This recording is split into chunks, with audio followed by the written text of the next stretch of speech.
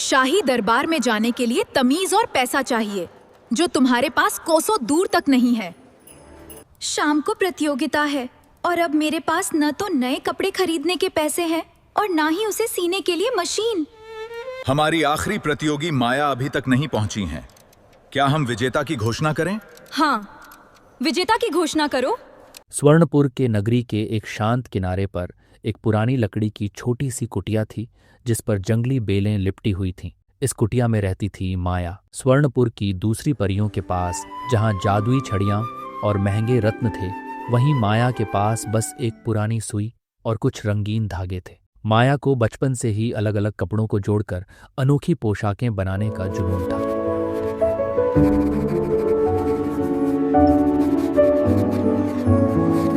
वह फटे हुए टुकड़ों से भी ऐसी ड्रेस बना देती थी कि देखने वाले दंग रह जाते। लेकिन उसके पास सिलाई मशीन नहीं थी, इसलिए वह अपने कोमल हाथों से घंटों बैठकर बारीक सिलाई करती थी। स्वर्णपुर के मुख्य बाजार के पास एक आलीशान महल था, जहां नव्या नाम की परी रहती थी। नव्या बहुत अमीर थी और उसे अपनी खूबसूरती और धन पर बहुत घमंड था। वह हमेशा महंगे रेशमी लिबास पहनती थी, जिन्हें बड़े बड़े जादूगरों ने बनाया होता था। नव्या को मेहनत से नफरत थी। उसे लगता था कि पैसे से सब कुछ खरीदा जा सकता है। वह अक्सर माया और उसकी साधारण कुटिया का मजाक उड़ाती थी। एक दिन स्वर्णपुर के आकाश में जादुई नगाड़े बजने लगे। शाही महल के मुख्य द्वार पर परियों की महारानी का दूत एक चमकता हुआ फरमान लेकर आया। उसने घोषणा की, स्वर्णपुर की सभी परियों, ध्यान से सुनो। महारानी ने एक भव्य शाही परिधान प्रतियोगिता का आयोजन किया है। जो भी परी अपनी मेहनत और हुनर से सबसे सुंदर जादुई गाउन बनाकर लाएगी, उसे शाही राजदर्जी का खिताब दिया जाएगा और उसे हमेशा के लिए शाही महल के शाही कमरे में रहने का मौका मिलेगा। यह खबर सुनते ही पूरी नगरी में खलबली मच गई। माया की आंखों में एक नई चमक आ गई। उसने सोचा, ये मेरे लिए एक सुनहरा मौका है। अगर मैं ये प्रतियोगिता जीत गई तो मैं अपनी कुटिया की छत ठीक करा पाऊंगी। जब माया दूसरी परियों के बीच खड़ी होकर इस बारे में बात कर रही थी, तब नव्या अपनी सहेलियों के साथ वहां आई और व्यंग्य करते हुए बोली, अरे देखो, माया भी सपना देख रही है। ओ माया, तुम्हारे पास तो सुई में धागा डालने के लिए भी ठीक से रोशनी नहीं है और तुम महारानी के लिए गाउन बनाओगी? शाही दरबार में जाने के लिए तमीज और पैसा चाहिए, जो तुम्हारे पास कोसों दूर तक नहीं है। नव्या की बातें सुनकर माया को बुरा तो लगा, लेकिन उसने हिम्मत नहीं हारी। वह चुपचाप अपनी कुटिया में लौट आई। उसने महसूस किया कि हाथ की सिलाई से वह इतनी जल्दी बड़ा और सुंदर गाउन तैयार नहीं कर पाएगी। उसे एक तेज चलने वाली सिलाई मशीन की जरूरत थी। पैसे जुटाने के लिए माया ने एक योजना बनाई। उसने अपनी कुटिया के पीछे की बंजर जमीन पर खड़ी मेहनत करना शुरू किया।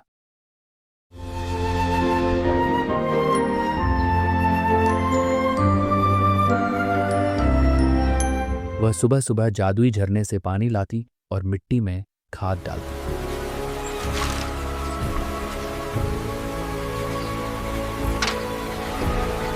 कुछ ही समय में वहां सुंदर नीले गुलाब और सुनहरी सब्जियां उगने लगीं। माया उन्हें टोकरी में भरकर रोज स्वर्णपुर के बाजार में बेचती। Welcome travelers. These glowing roses are freshly picked and full of magic. Oh Maya, they are even more beautiful than I imagined. लेकिन सब्जियां बेचकर मिलने वाले पैसे बहुत कम थे।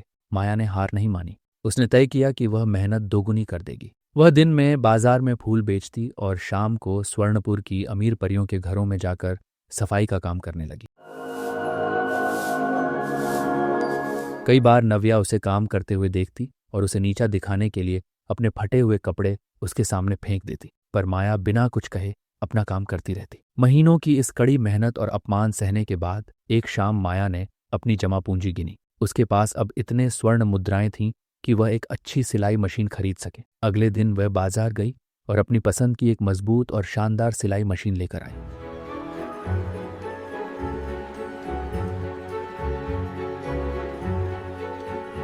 मशीन को कुटिया में रखकर माया की आंखों में खुशी के आंसू आ गए। उसे लगा जैसे उसकी आधी मंजिल तय हो गई है। माया ने अब अपना पूरा ध्यान उस गाउन को बनाने में लगा दिया, जिसे पहनकर वे प्रतियोगिता में जाने वाली थी। उसने मखमल का कपड़ा लिया और उस पर अपने हाथों से मोतियों की कढ़ाई शुरू की।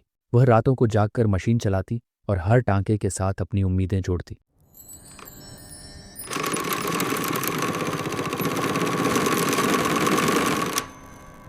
दूसरी ओर नव्या को जब पता चला कि माया ने सिलाई मशीन खरीद ली है और वह एक बहुत ही सुंदर गाउन बना रही है, तो उसके मन में जलन की आग भड़क उठी। उसने अपनी सहेली से कहा, हाँ, माया को लगता है कि वो अपनी मेहनत से मुझसे जीत जाएगी। मैं उसे कभी कामयाब नहीं होने दूंगी। प्रतियोगिता का दिन अब बहुत करीब था। माया ने लगभग अपना गाउन तैयार कर लिया था। वह गाउन इतना सुंदर था कि चांदनी की रोशनी में वह बिल्कुल सितारों की तरह चमकता था। माया थक कर अपनी मशीन के पास ही सो गई। उसे अंदाजा भी नहीं था कि नव्या की नफरत उसकी इस मेहनत को बर्बाद करने के लिए किसी भी हद तक जा सकती है। स्वर्णपुर की गलियों में अब चारों तरफ शाही परिधान प्रतियोगिता की चर्चा थी। हर तरफ रंग बिरंगे रेशम, सुनहरे धागे और जादुई सितारों की चमक दिखाई दे रही थी। माया ने अपनी छोटी सी कुटिया को ही अपना कारखाना बना लिया था। उसने दिन रात एक करके एक ऐसा गाउन तैयार किया था जिसे देखकर कोई भी मंत्रमुग्ध हो जाए। वह गाउन गहरे नीले रंग के मखमल से बना था, जिस पर माया ने चांदी के बारीक धागों से रात के आसमान और नक्षत्रों की आकृति उकेरी थी। प्रतियोगिता से ठीक एक रात पहले माया ने अपने गाउन को अंतिम रूप दिया। उसने उस पर कुछ जादुई मोती टांके जो हल्की रोशनी में झिलमिलाते थे। थकावट के कारण उसकी आंखें बोझिल हो रही थीं। उसने मुस्कुराते हुए अपने काम को देखा और मन ही मन कहा, कल मेरी सारी मेहनत रंग लाएगी। वह अपने गाउन को एक पुतले पर सजाकर वहीं पास के बिस्तर पर गहरी नींद में सो गई। उधर नव्या के महल में खलबली मची थी। नव्या ने बाजार से सबसे महंगा कपड़ा और सबसे कीमती पत्थर खरीदे थे, लेकिन उसके गाउन में वह बात नहीं थी जो माया के हुनर में थी। उसे अपनी सहेली से पता चला था कि माया का बनाया गाउन स्वर्णपुर की सबसे सुंदर कृति है। जलन और डर ने नव्या के दिमाग को अंधकार से भर दिया। नव्या ने फुसफुसाते हुए अपनी सहेली से कहा, अगर माया वो गाउन लेकर प्रतियोगिता में पहुंच गई तो महारानी उसे ही चुनेंगी। मुझे उसे रोकना ही होगा। आधी रात के सन्नाटे में जब स्वर्णपुर के पंछी भी सो चुके थे, नव्या और उसकी सहेली काली चादर ओढ़कर माया की कुटिया की ओर बढ़ी। उन्होंने धीरे से कुटिया का पिछला दरवाजा खोला। माया थकावट की वजह से इतनी गहरी नींद में थी कि उसे आहट तक नहीं मिली। नव्या की नजर उस शानदार नीले गाउन पर पड़ी। एक पल के लिए वह भी उसकी खूबसूरती देखकर दंग रह गई, लेकिन अगले ही पल उसकी आंखों में नफरत आ गई। उसने अपनी जादुई कैंची निकाली और बेरहमी से उस गाउन को जगह जगह से काट दिया। इतना ही नहीं, उसने माया की मेहनत की कमाई से खरीदी हुई सिलाई मशीन को भी जमीन पर पटक दिया और उसके पुर्जे बिखेर दी। नव्या अपनी इस बुरी हरकत पर मुस्कुराई और चुपचाप वहां से निकल गई। अगली सुबह जब सूरज की पहली किरण माया की खिड़की से अंदर आई तो वह एक नई उम्मीद के साथ जागी, लेकिन जैसे ही उसने अपने गाउन की ओर देखा, उसके पैरों तले जमीन खिसक गई। माया चिल्लाई, नहीं, ये क्या हो गया? उसका सुंदर गाउन टुकड़ों में जमीन पर पड़ा था। उसकी सिलाई मशीन टूट चुकी थी। वह घुटनों के बल बैठ गई और फूट फूट कर रोने लगी। महीनों की मेहनत, वह भूखी रातें, वह अपमान जो उसने पैसे जोड़ने के लिए सहा था, सब कुछ एक पल में बर्बाद हो गया था। महीनों की मेहनत, वो भूखी रातें, वो अपमान जो मैंने पैसे जोड़ने के लिए सहा था, सब कुछ एक पल में बर्बाद हो गया। शाम को प्रतियोगिता है और अब मेरे पास न तो नए कपड़े खरीदने के पैसे हैं और ना ही उसे सीने के लिए मशीन। वह घंटों वहीं बैठी रोती रही। उसे लगा कि शायद उसकी किस्मत में गरीबी ही लिखी है, लेकिन तभी उसकी नज़र कुटिया के कोने में पड़ी उन फालतू कपड़ों की टोकरी पर गई जिन्हें वह अक्सर फेंकने के लिए रखती थी। उसे अपनी माँ की एक बात याद आई। माया, असली जादू बाहर की चीजों में नहीं, तुम्हारे अंदर की हिम्मत में है। उसने अपने आंसू पोंछे और खड़ी हो गई। उसने कहा, मेरा गाउन और मशीन टूटा है, मेरा हुनर और हौसला नहीं। माया ने टूटे हुए गाउन के अच्छे हिस्सों को उठाया और उन्हें उन साधारण सूती कपड़ों के साथ जोड़ना शुरू किया जो उसके पास बचे थे। उसके पास सिलाई मशीन नहीं थी, इसलिए उसने अपनी पुरानी सुई उठाई और अपनी उंगलियों की गति तेज कर दी। वह हर फटे हुए हिस्से को एक नया डिजाइन देने लगी। जहां कपड़ा कटा था वहां उसने बाग के असली फूल और कुछ चमकीली पत्तियां टांक दी। दोपहर से शाम हो गई। माया की उंगलियों में दर्द होने लगी थी, लेकिन वह रुकी नहीं। उसने उन फटे हुए टुकड़ों को एक ऐसी पैच वर्क ड्रेस में बदल दिया जो दुनिया के किसी भी रेशमी कपड़े से ज्यादा अनोखी लग रही थी। उधर शाही महल का दरबार सज चुका था। एक एक करके परियां स्टेज पर आ रही थी। नव्या ने हरे रंग का एक चमकदार गाउन पहना था जो हीरों से जड़ा था। वह बहुत आत्मविश्वास में थी क्योंकि उसे यकीन था कि माया अब इस प्रतियोगिता का हिस्सा नहीं बन पाएगी। उद्घोषक ने घोषणा की, अब हमारी अगली प्रतियोगी हैं परी नव्या।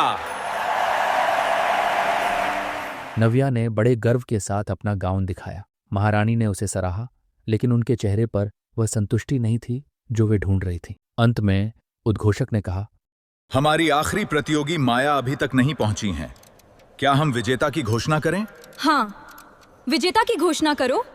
तभी दरबार के बड़े दरवाजे खुले और एक धीमी रोशनी अंदर आई। माया दरबार के अंदर दाखिल हुई। उसे देखकर पूरे हॉल में सन्नाटा छा गया। क्या माया की यह नई ड्रेस सबको पसंद आएगी? क्या नव्या की सच्चाई सामने आएगी? जब दरबार के भारी दरवाजे खुले तो सबकी सांसें थम गई। माया अंदर दाखिल हुई, लेकिन वह वैसी नहीं दिख रही थी जैसी नव्या ने उम्मीद की थी। नव्या को लगा था कि माया या तो आएगी नहीं या फिर फटे हुए कपड़ों में रोती हुई आएगी। I can't believe it.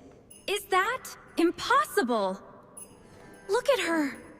I know, right?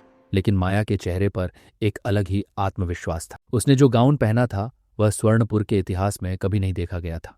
वह किसी एक कपड़े से बना गाउन नहीं था, बल्कि अलग अलग कपड़ों के टुकड़ों, रेशमी धागों और बगीचे के असली फूलों का एक अद्भुत संगम था।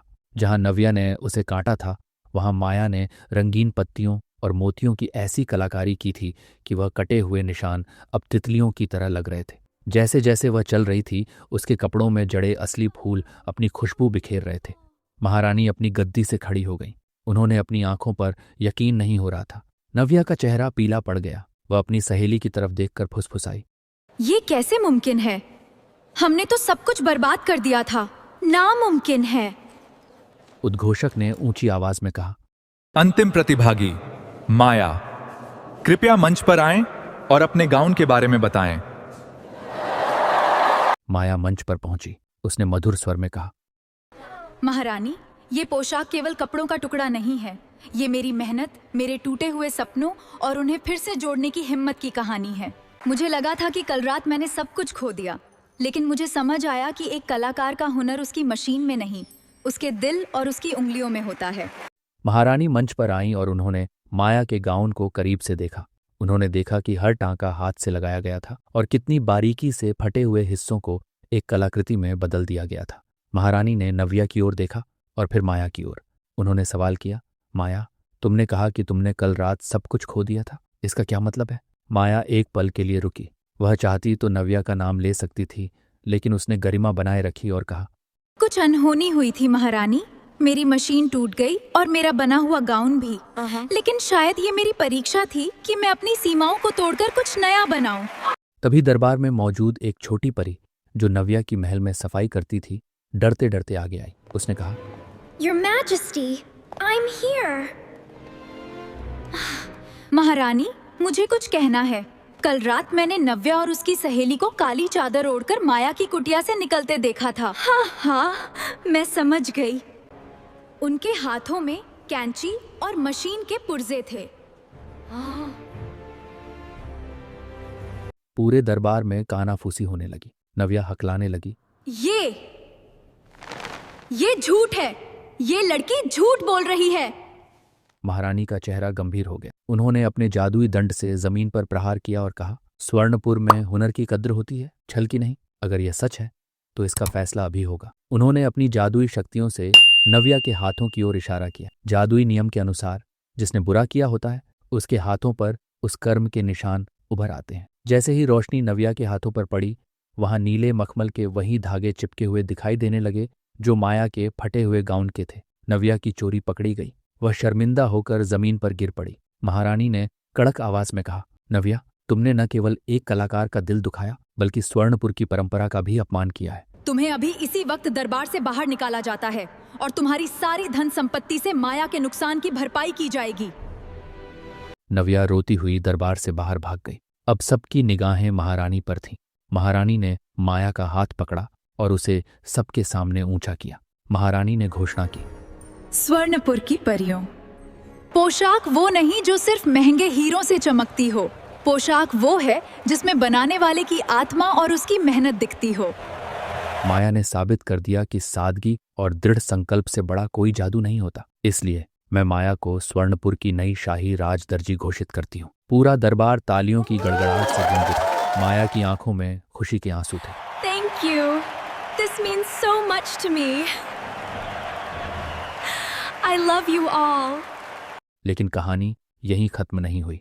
महल में जाने के बाद माया के सामने एक नई चुनौती आने वाली थी। क्या माया महारानी की सबसे महत्वपूर्ण पोशाक बना पाएगी? क्या उसे महल में वह सम्मान मिलेगा जिसकी वह हकदार है? कहानी कैसी लगी कमेंट में जरूर बताइएगा। अच्छी लगी हो तो लाइक कीजिए और अपने दोस्तों के साथ भी शेयर कीजिए। Thank you.